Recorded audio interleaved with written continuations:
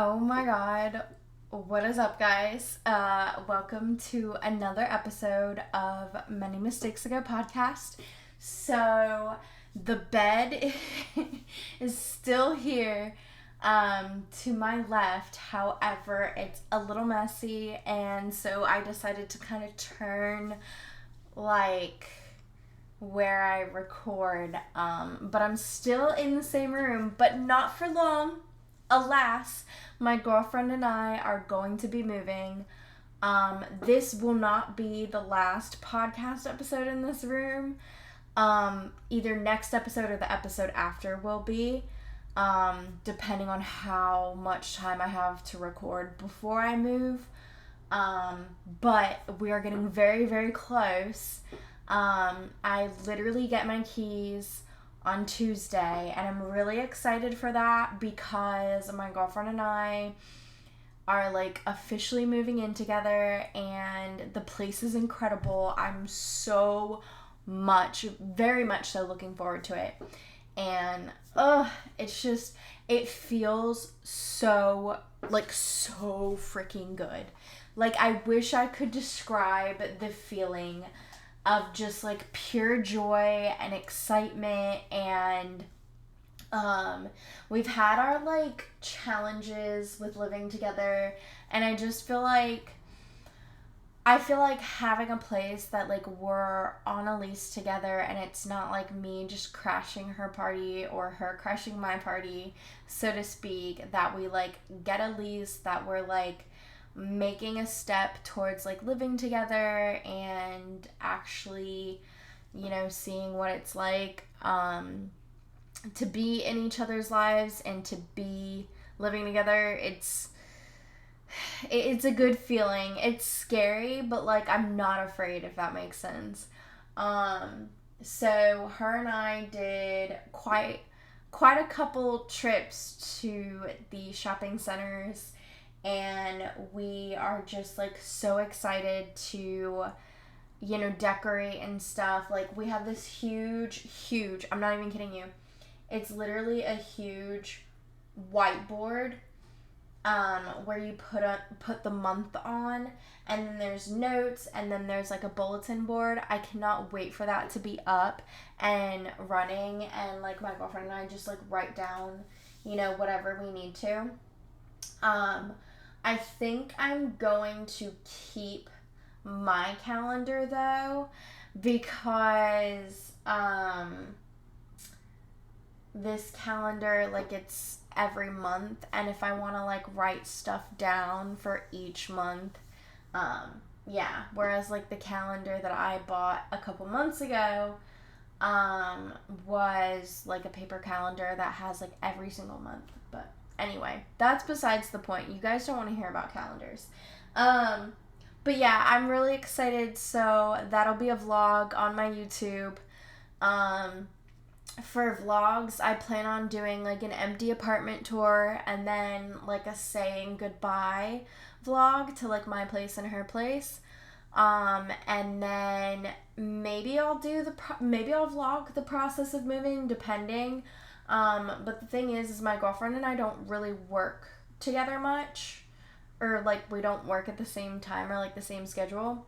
So she'll be moving stuff when I'm working, and I'll be moving stuff when she's working. So we'll see. Maybe I'll like have you guys come for some of the journey, but like it definitely won't be a chunk of it, because my girlfriend will definitely be taking care of a lot. But I did take 2 days off to move, and so I'll be able to like kind of help at that point. But anyway, I want to get into today's episode because we don't need to be talking about me. I just wanted to give a couple of life updates before like getting into the topic. So don't mind me. But today's topic is about masculine and feminine energy. And the reason why I kind of wanted to talk about this is because I feel like I have touched on different things, but I haven't touched on this. Like, I feel like I've touched on what it is to date yourself, getting back into the dating pool, what it's like to live alone.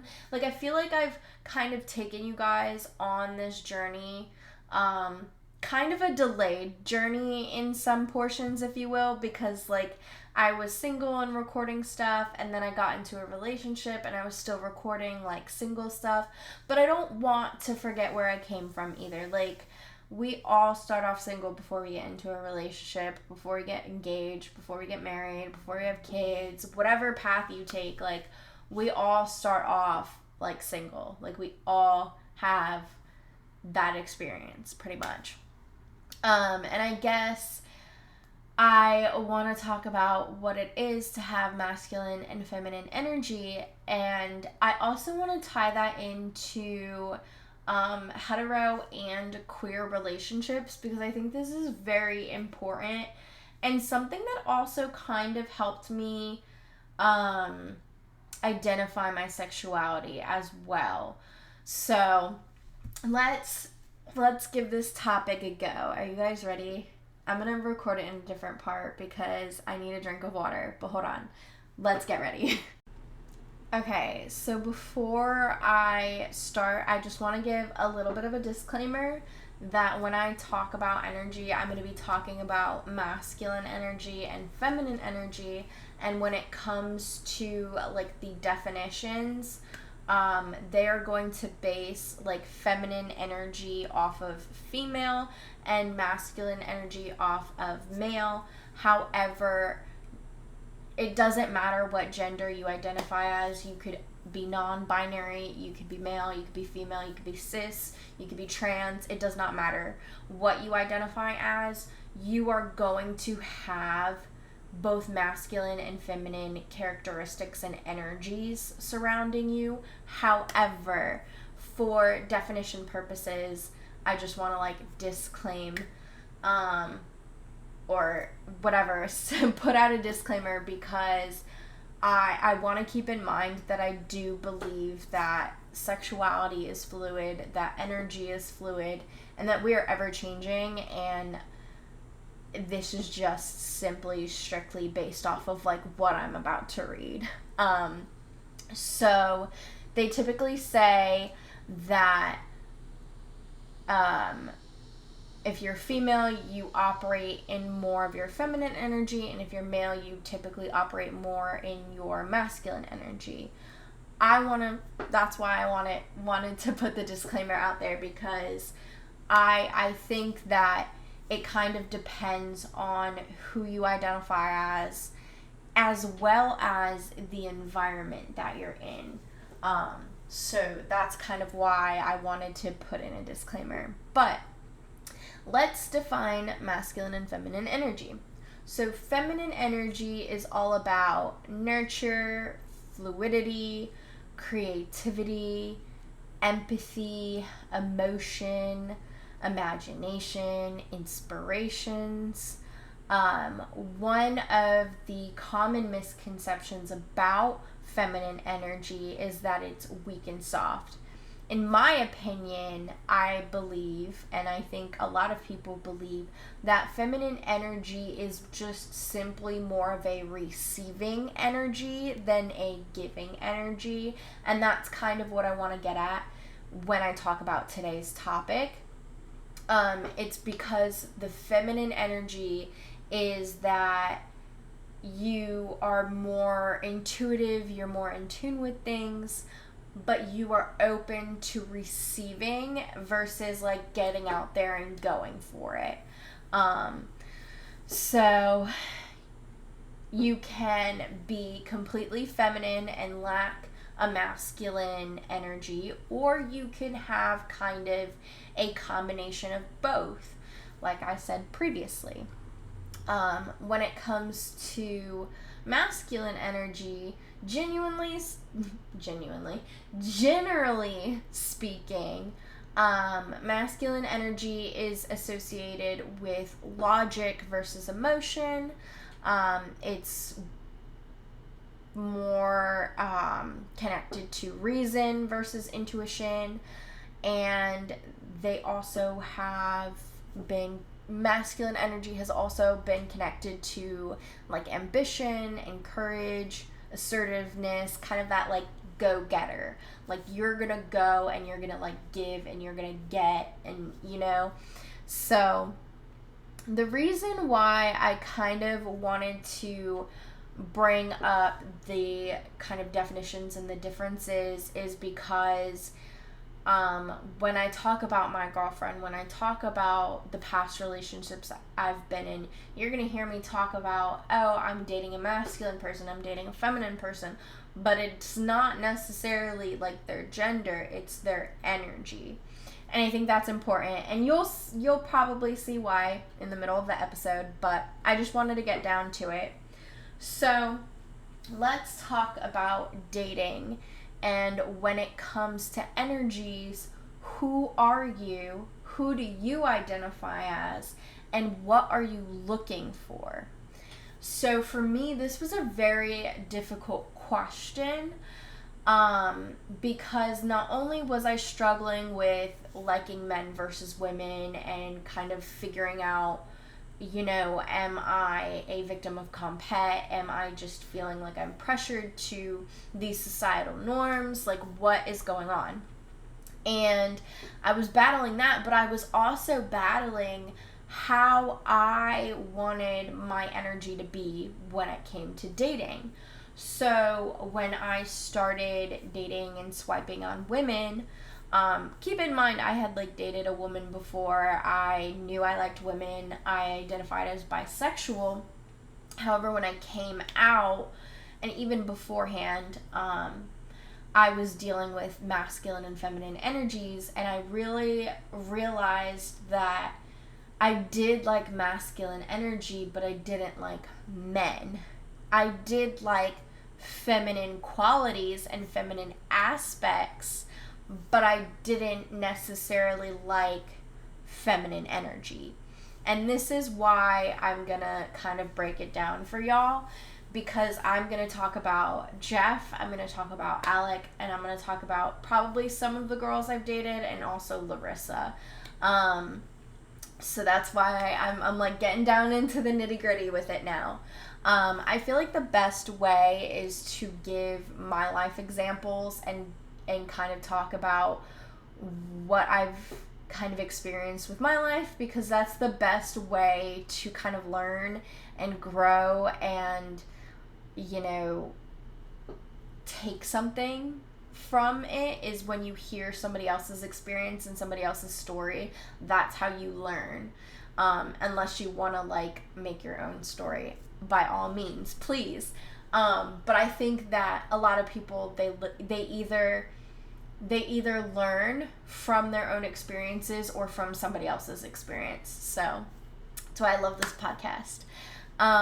So let's talk about dating first, just because I kind of want to get into it, and I'll kind of backtrack from there. So one thing about me is I was trying to figure out who I was when I first came out and started talking to women. And I feel like it was very difficult for me because I've always kind of been the type of female that had dated feminine men and dated men with feminine energy, so to speak, even. And I feel like I kind of had a sense of like go-getter to me. So it was odd because I wanted to have that masculine energy where I was like initiating the conversation, being a go-getter about it, but also I wanted to be in my feminine energy, and I wanted to receive, and I wanted somebody to chase after me, and I wanted to feel like I was the prize. And it's very difficult wanting to find that balance no matter who you're dating, and no matter who you are, because I feel like we all want to feel loved and chased and desired, but we also have to put in that effort ourselves. And sometimes it just comes naturally, and I think that's the best way. And that's how you know it's your person, because you're not putting in so much effort and so much energy into like a chase that it's just like this mutual agreement or this like mutual chase that you guys are doing. But I feel like the biggest part was just having a sense of urgency to talk to me, to show that you liked me. That was like a huge thing. And I think that is one thing that we all want, is like to have someone have that sense of urgency and want to talk to you, while also reciprocating that energy and wanting to talk to somebody, having that urgency. Because when you're dating, we all have busy lives, right? But we also have to recognize that if we want to date somebody, we have to make them a priority. Not necessarily saying that you have to prioritize them over everyone, but prioritize them in the sense that you're not texting them back once a week or every other day. Like, you're actively talking to the person that you're trying to date. And that's where the masculine energy comes in, because the masculine energy is all about initiating and getting that conversation in and asserting yourself to talk to this person, to make an effort, whereas the feminine energy is kind of like not initiating but also receiving. And it's not to say that the feminine can't initiate, it's just saying that to be in your feminine energy is to receive and be open to that more than being the go-getter. And the reason why I'm kind of struggling with it and had struggled with it was because I felt like I was teetering back and forth between the energies when I was talking to new people, because I was dating girls that I was receiving flowers, that I was receiving gifts, that I had, the other person was paying for a meal, the other person was paying for this, and I was in my feminine energy with them. But then there were other girls where I was in my masculine energy, where I was getting them flowers, I was paying for dates. And there were also some girls that I was dating where it was a give and take that felt very equal. And I find it interesting when you're dating the same gender, or you're in a queer relationship even, where you don't follow the hetero norm of the man and the woman, where you have this kind of ebb and flow of energy. It's interesting because you kind of see who you are based off of another person, and I feel like another person's energy can affect yours, because for me, I know it does. Like, for example, I am dating a female, but she is very much masculine energy. She is a provider. She is a caretaker. The caretaker portion is more so, I would say feminine energy, but she does it in a way that it's like providing, taking care of that, if that makes sense. So you're taking care of me financially, you're taking care of me emotionally, you're taking care of me physically. You're very much go-getting, and you're very much, I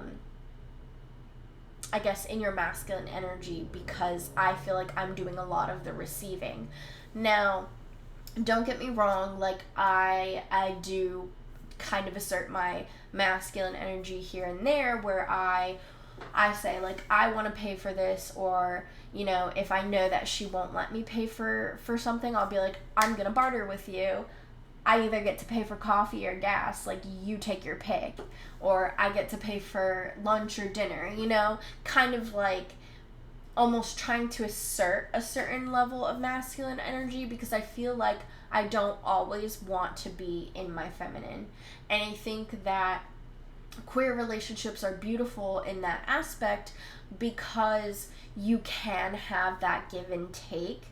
Not necessarily saying that you can't if you're in a hetero relationship, because you absolutely can. I just think that it happens more naturally in certain queer relationships.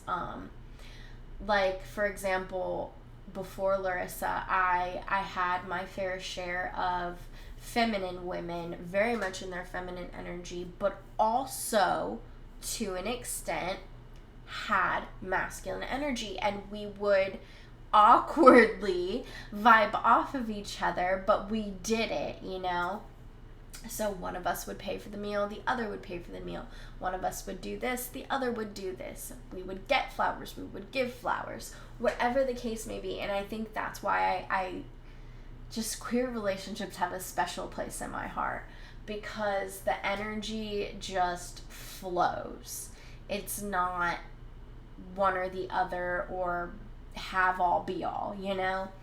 And I think I very much love and appreciate that, because as a person, I don't want to be confined to feminine or masculine, whether it be my energy, whether it be how I dress, all of it.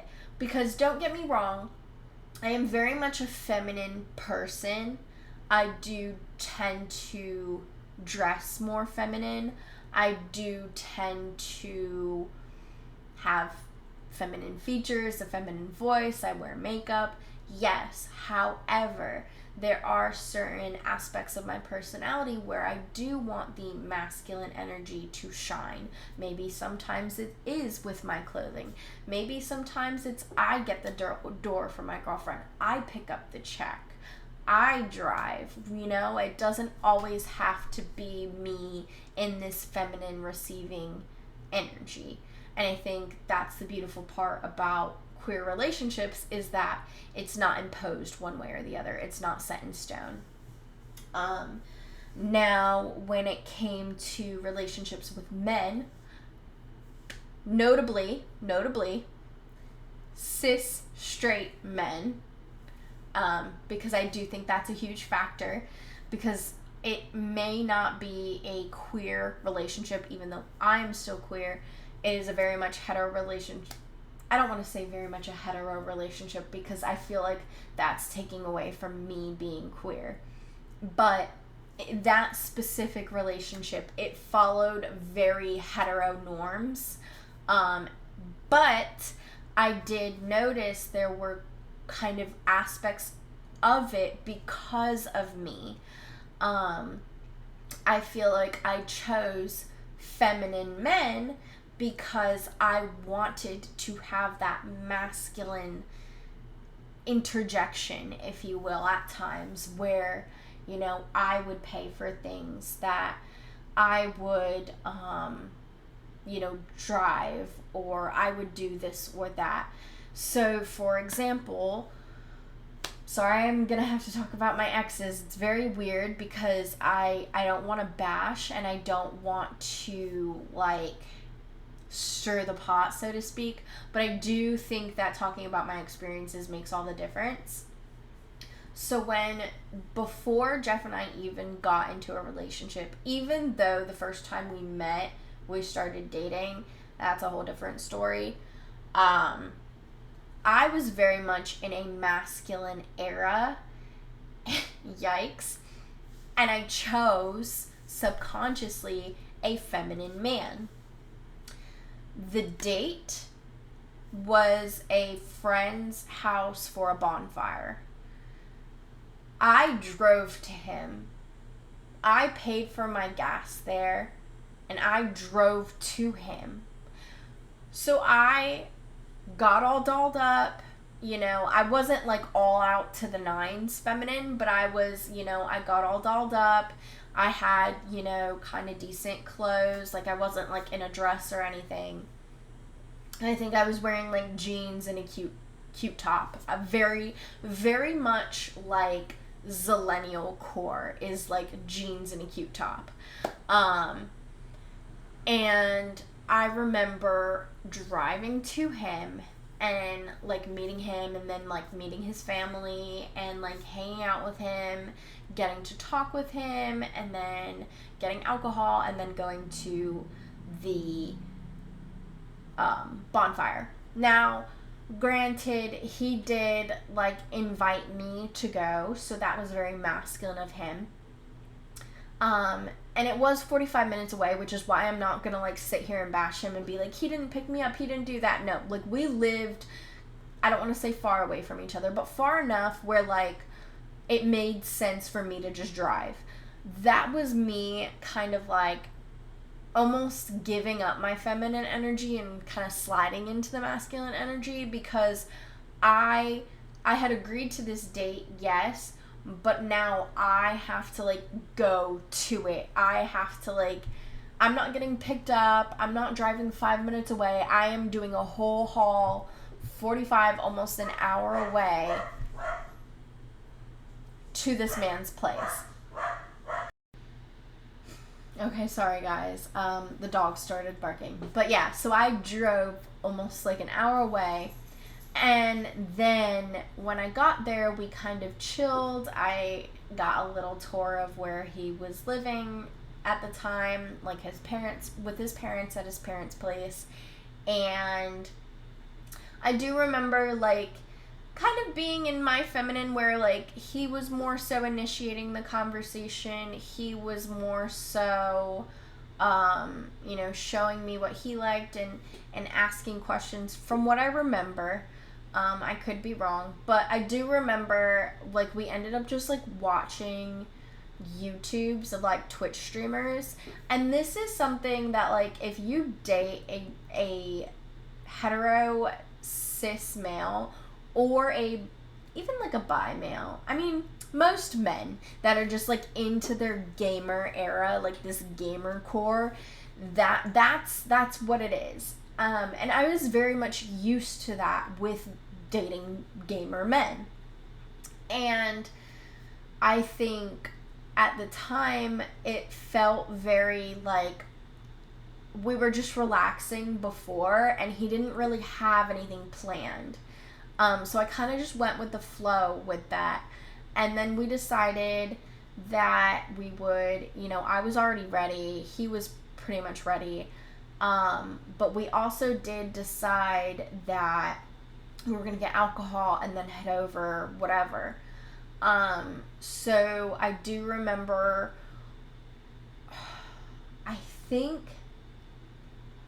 I want to say he paid for the alcohol. If not, then he paid for his and I paid for mine. But I feel it's proper to say that he paid for it because I had driven and he wanted to like make up for that in a way. And I think that that's very masculine of him in that sense. However, I think when I say I dated a feminine man, it's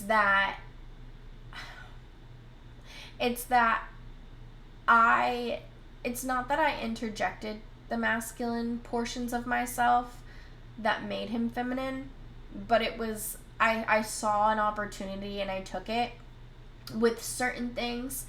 But also, I think he was very instilled in the manly man, and I was like, we had gotten together so quickly that everything just changed, that it wasn't like dating a man these days where you're like dating a man and like you're very much in your feminine, like you don't ever pay for a date, you don't talk about splitting the bill, there's no argument in that, because like literally that night he asked me out to be his girlfriend and I said yes, and my mom didn't even want me to go, which I find really funny. Sorry, Mom.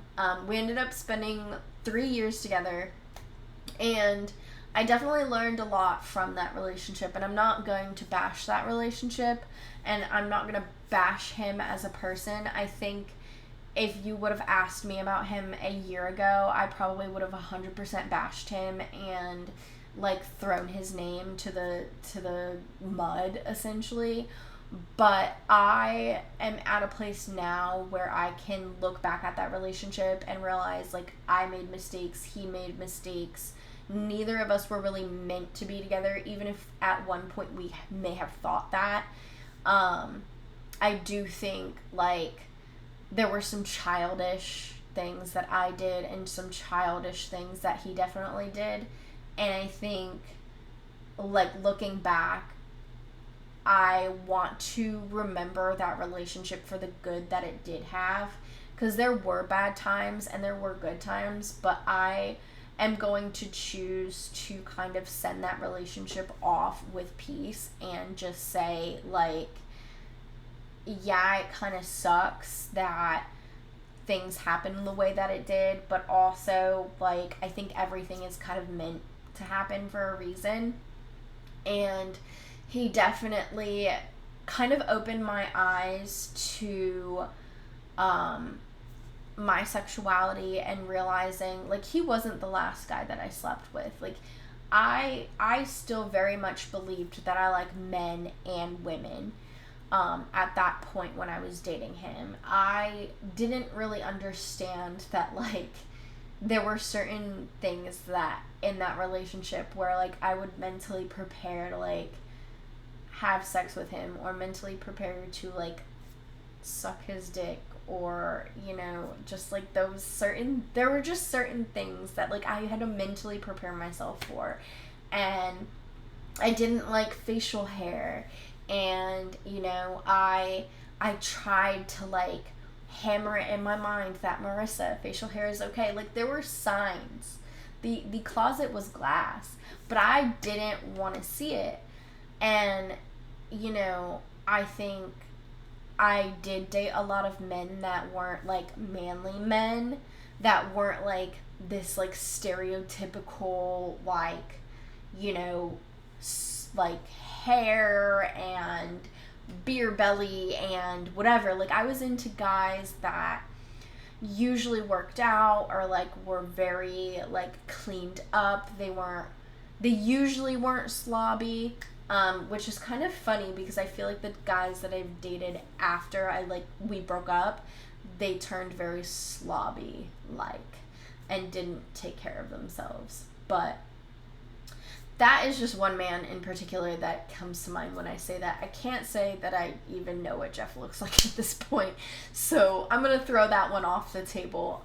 I do know that he, like, grew facial hair after, and, like, a decent amount of it, so that's why I'm kind of, like, realizing that, like, maybe, you know, there were definitely signs that, like, I was more interested in women and feminine aspects, because why was it that I would tell a man, like, I didn't like facial hair and I don't want to see it on you, type of thing. Like, granted, I think we could all have our preferences, but I think our preferences are just that. Like, we shouldn't tell a man that he needs to or needs to not have facial hair. So that's why I say, like, yikes. It's a very yikes point in my life, all of that. But anyway, what I want to get at is, we did start dating immediately, so there was no aspect of, like, dating and, like, that dating portion that you usually see, that chunk of, like, going out on dates, who pays, what that, like, it very much quickly became a relationship where it's more acceptable for a woman to pay. It's more acceptable for a woman to share certain things. And I think that, you know, when it came to the men that I've dated, I very much provided financially at times. I very much provided, like, wanted to provide at times. Like, I wanted to give gifts. I wanted to pay for things and do things and be a go-getter and almost, like, date them, as in, like, chasing them, if that makes sense.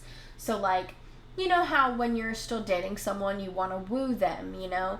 And I think there was an era of me that did that, and I think I don't want to say that that's like a fully masculine thing, because I do think like you should always woo whoever you're dating. You should always still put in the effort. But I think that there's a level to it that makes the difference between masculine and feminine, and that's like the assertiveness to it, the support portion to it, and stuff like that. Like, it's not like this, oh, give and take and you know, keeping the relationship alive. It's just like the everyday tasks that you don't think of. It's the conversations that you have. Like, it's everything. And I wish I could delve deeper into it and really like think about things, but it's very hard for me to talk about things because A, I forget half of my life at this point, and B, I don't want to not filter myself, because like I said, I don't want to like bash anyone or remember certain things wrong, or even remember things right and it have a negative light to it. So like, I don't want to sit here and bash anyone or bash myself. Like, I want to just simply take the situation as it is and learn and grow from it. So that is very interesting. Like, if you knew me 1 to 2 years ago, you'd be like, Marissa, like, where's the drama? And I'm like sitting here like, I'm holding back on it because it's not what I want anymore. And it's huge of me to say, like, I'm not interested in that, because I was very much about the tea, very much about the drama. And I've come to a point in my life where I just want to talk about things plainly. And other than that, like, I'm good. So anyway, I feel like I went off a little bit, but masculine and feminine energy. Essentially, if we're going to break it down, I just want to say, like, when you date somebody, it's important to think about who you are at your core. Do you resemble more masculine energy? What am I saying today? Do you embody more masculine energy? Do you embody more feminine energy? And also, if you're a combination, what do you require? Even if you're not a combination, let's say maybe you are a feminine energy, but you require somebody with a combination. Maybe you're a masculine energy, but you require someone with a combination. Maybe you're feminine and you want masculine. Maybe you're masculine and you want feminine. You know, whatever it is, think about what energy you embody. Think about how much of that energy you embody. Because for me, I might be a combination, but I definitely think at my core, I tend to stick to, or want to stick to, in the dating aspect, a feminine energy. In my life, in my social circles, in my job life, I very much have like a masculine energy about that. So that's kind of why I say it's very combination-like for me, like overall. However, in the dating field, it's still a combination, but I see a lot more feminine than I do masculine. So think about what you are at your core in the dating aspect and portion. And then when you want to date somebody, whether they be male, female, trans, non-binary, whatever you are looking for, whoever you end up falling for, what do they need to embody? What do you need from them? What energy are you looking for? Because I think that's very important. And why things never worked out for me, because I always dated people who I thought embodied masculine energy, but everyone else could see that they embodied feminine energy. And then realizing that I was attracted to that, having the both aspects to it, but ultimately I trumped their energy because I felt that I needed to have masculine energy, that I needed to kind of take control and take the reins. because they were so comfortable in feminine energy and receiving. Whereas in my current relationship with Larissa, I don't feel like I need to do that at all, but I do find myself trying to do it very often. Here and there, I'll like poke and prod and be like, can I be in my masculine energy? Can I do this? Can I, not asking for permission, at times, of course. Like, I literally, like, drove my girlfriend to work today because I was going to use the car. And she needed to get gas, but also was like, do you want coffee? And I was like, yeah, hell yeah. Like, of course, I love coffee. So when she almost pulls up to the window for coffee, I have my card out and she's like, what are you doing, basically? And I was like, you're either going to pay for gas or you're going to pay for coffee, but you're not paying for both. I was like, I'm going to pay for one or the other. Like, I'm going to pay for one or the other, but you're not paying for both. Like, I made that very clear, and I wasn't asking. So I did give her that option, and of course she chose the coffee because it's cheaper. That's just her. But I feel like the give and take makes a lot more sense, and I feel like it's a lot more acceptable. And when she is in her feminine energy and when she allows me to be in my masculine energy, I'm gonna say it exactly like that because I know that's exactly what she's gonna think when she listens to this podcast. But when we are in those energies, when we are, in energies that aren't our typical selves, but we still enjoy it. And I love that. I love when I get to hold her and I get to feel like I'm providing for her, even though, like, I know damn well I'm not, but at least she's letting me try, Like, I know that there are certain aspects to our relationship where, like, she does make more money, where, she does have it a little bit more together than me in certain aspects that I'm like, okay, I'm not gonna, like, fight it. But it is nice to have her do certain things or accept certain things that make me feel like I've got my shit too, or that I'm providing for her, even if it is paying for a coffee.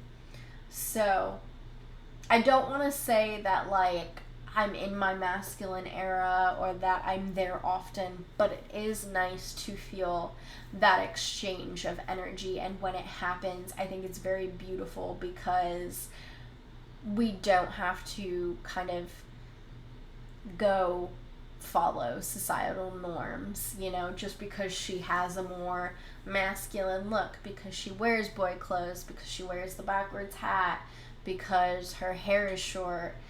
That doesn't mean jack shit. Like, she can be, in her feminine energy and want love and be receptive to love and be receptive to receiving gifts and receiving and just not having that, like, I need to provide, I need to do kind of, it's nice. That's all I'm gonna say.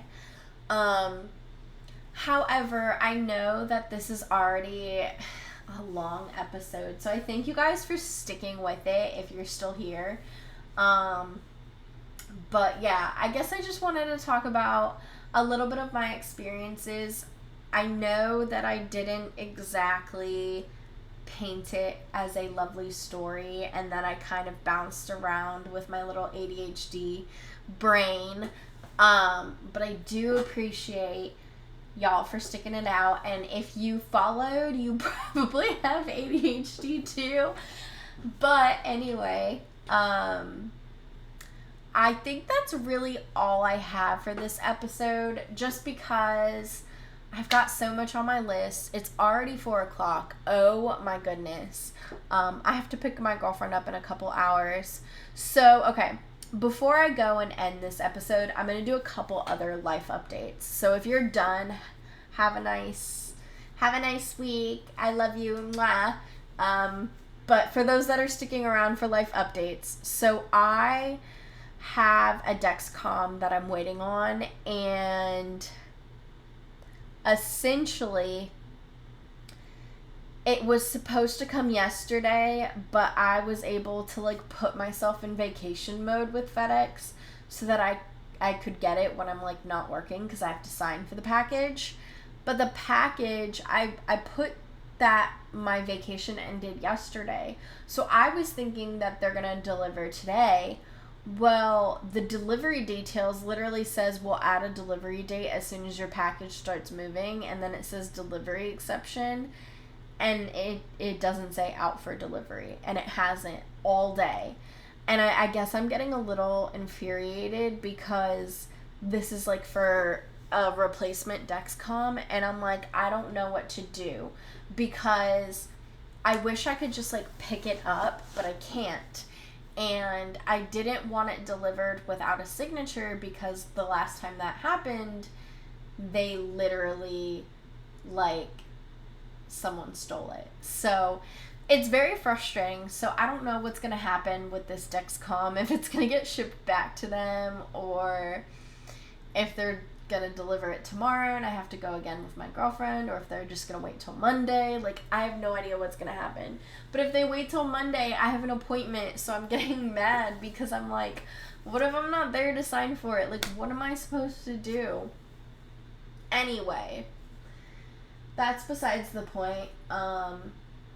So Monday I go see a retina specialist again, and I'm a little bit nervous about it because I have been wearing my glasses and like my new prescription at that, which is like very impressive. I wear it daily. And my eyes don't hurt like they used to, and I'm also on an insulin pump, so like I don't imagine there to be bleeding behind my eyes, but there was, so that scares me. I have no idea if I still have bleeding behind my eyes. That's what I'm going to go figure out on Monday.